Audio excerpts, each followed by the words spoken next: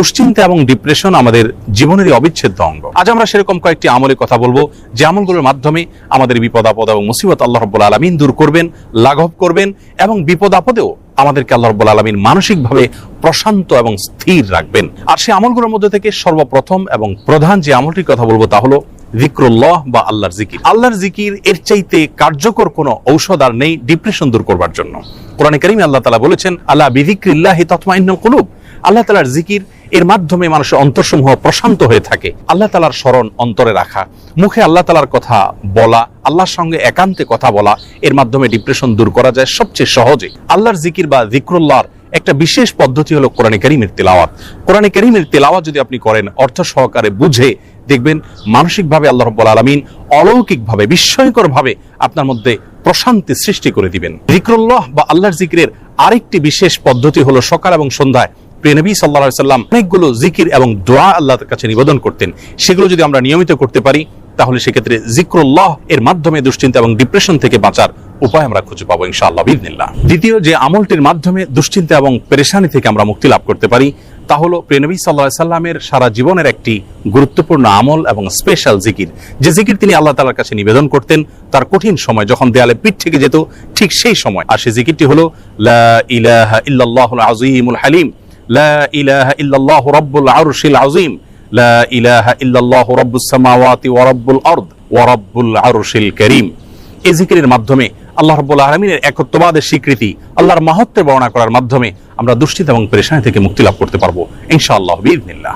তৃতীয়ত যে আমলের মাধ্যমে আমাদের বিপদ আপদ এবং কঠিনতম সময়ে আল্লাহ তাআলার আশ্রয় প্রার্থনা করতে পারি, দুশ্চিন্তা থেকে মুক্তি লাভ করতে পারি, সে দোয়াটি প্রিয় নবী সাল্লাল্লাহু আলাইহি সাল্লাম সারা জীবন নিয়মিত পাঠ করতেন।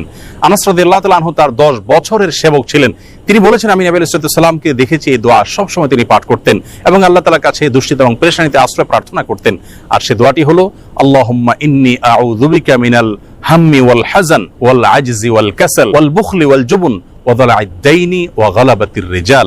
দোয়াটির অর্থ হলো আল্লাহুম্মা ইন্নী আউযু বিকা মিনাল হাম্মি ওয়াল হাযান, আল্লাহ আপনার কাছে আমি আশ্রয় প্রার্থনা করি, মুক্তি চাই পেরেশানি, দুশ্চিন্তা এবং ডিপ্রেশন থেকে, এবং ওয়াল আজজি ওয়াল কাসাল, অক্ষমতা এবং অলসতা থেকে এবং কৃপণতা থেকে, ভীরুতা থেকে আপনার কাছে আমি আশ্রয় প্রার্থনা করি, ঋণের যে চাপ প্রেশার আছে সেটি থেকে, এবং মানুষ আমার উপরে যেন চড়াও না হয় সে বিষয়ে আপনার আশ্রয় প্রার্থনা করি। চতুর্থত যে আমলের মাধ্যমে আমরা দুশ্চিন্তা, পেরেশানি এবং জীবনের কঠিন সময় আল্লাহ রাব্বুল আলামিনের স্পেশাল সাহায্য পেতে পারি তা হলো সালাত।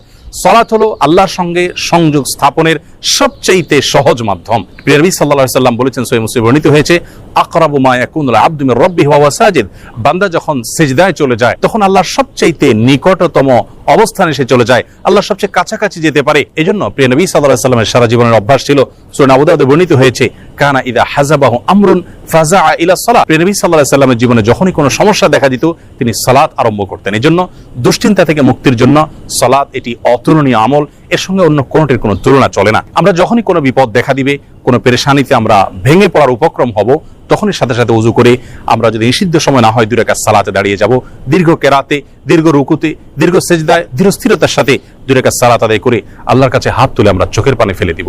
সালাতের মধ্যে দুশ্চিন্তা এবং বিপদ থেকে মুক্তি লাভের জন্য যে সালাতটি সবচেয়ে বেশি কার্যকর এবং আমার জীবনে বারবার আমি পরীক্ষা করে দেখেছি যে এর মাধ্যমে আল্লাহ রাব্বুল আলামিন অলৌকিকভাবে, বিস্ময়করভাবে দুশ্চিন্তা থেকে মুক্তি দান করে থাকেন, তা হলো তাহাজ্জুদের সালাত। ভোর রাতে যখন আপনি সবাই ঘুমিয়ে থাকবে তখন উঠে 2 রাকাত সালাতে দাঁড়িয়ে যাবেন ওযু করে এবং দীর্ঘ সময় নিয়ে ধীরস্থিরতার সাথে কায়মন বাক্যে আল্লাহ তাআলার কাছে সালাত নিবেদন করবেন। সালাতের পরে যখন 2 হাত তুলে আপনি প্রার্থনা করবেন, ঝরঝর করে চোখের পানি আপনার চলে আসবে, আল্লাহর সঙ্গে একান্তে কথা বলবেন, আপনি নির্ভর ফিল করবেন, দুশ্চিন্তা থেকে মুক্তি লাভ করবেন ইনশাআল্লাহ বিইذনিল্লাহ। অতএব দুশ্চিন্তা থেকে মুক্তি লাভের জন্য এই সালাতের আমলটিকে সবচেয়ে বেশি গুরুত্বের সাথে আমাদের করার চেষ্টা করতে হবে।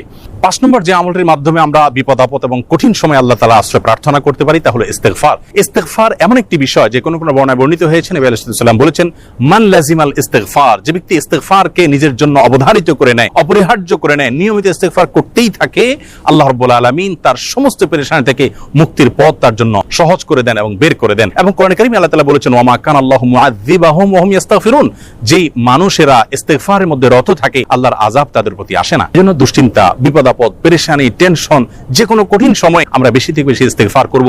এটিও আমার ব্যক্তিগত জীবনে বারবার আমি আমল করে দেখেছি যে কঠিনতম সময়ে আল্লাহ তাআলা অলৌকিকভাবে সাহায্য করেন। 6 নম্বর আমল হলো নবী করিম সাল্লাল্লাহু আলাইহি ওয়াসাল্লামের প্রতি দুরূদ প্রেরণ করা। দুরূদের আমলটির মাধ্যমে আল্লাহ রাব্বুল আলামিন মানুষের অন্তরকে প্রশান্ত করে থাকেন, স্থির করে থাকেন, অন্তরে পেরেশানি দূর করে থাকেন, বিপদ আপদ এবং মুসিবত থেকে আল্লাহ তাআলা মুক্তি দান করে থাকেন।